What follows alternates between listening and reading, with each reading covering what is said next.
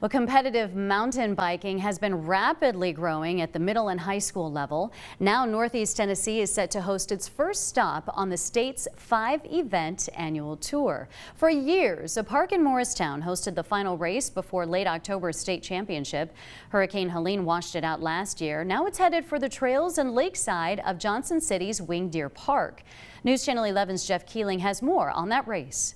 Area high school mountain bikers have been competing on the statewide stage for years now.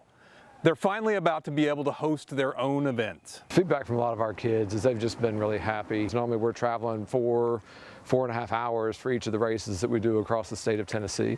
Science Hills coach Josh Seeley said the October 5th race will be the State Interscholastic Cycling League's final tune-up before the championships, and should be great for spectators. Being able to watch the riders as they're going up rocks or over routes, down jumps, that kind of stuff, I think just gives a different feel for the race. Science Hill senior Julian Jones hopes the Northeast Tennessee terrain will play to local teams' advantage. Steeper terrain, wetter rocks, smoother rocks, harder rocks, drops, they don't got that stuff out there. Here is really hard compared to everywhere else. Once you get past Knoxville, everything's just flat. James Monty of the Johnson City Convention and Visitors Bureau says the race is part of a growing trend for his organization. We've had a growing portfolio of events in the outdoor space that really capitalize on our natural resources that a lot of times a lot of other destinations can't replicate. Team members racing in front of home fans won't be the only benefit.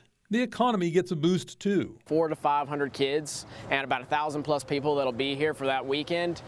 So by our estimations, we're looking at even 100,000 plus in direct economic impact. The people who brought it here hope the race can stick around. The facility kind of speaks for itself, I'd say. So with the growing trails and with Parks and Rec being on our side and trail conservation and continuing to find new trails, I don't see why it should leave here. Seeley hopes to see the 7-year-old program continue growing beyond the 80 or so 6th through 12th graders who compete now. Our goal is really to teach kids to ride the trails safely and then have this as a sport that they can continue long after they're out of high school. In Johnson City, Jeff Keeling, News Channel 11. Looking forward to that event October 5th.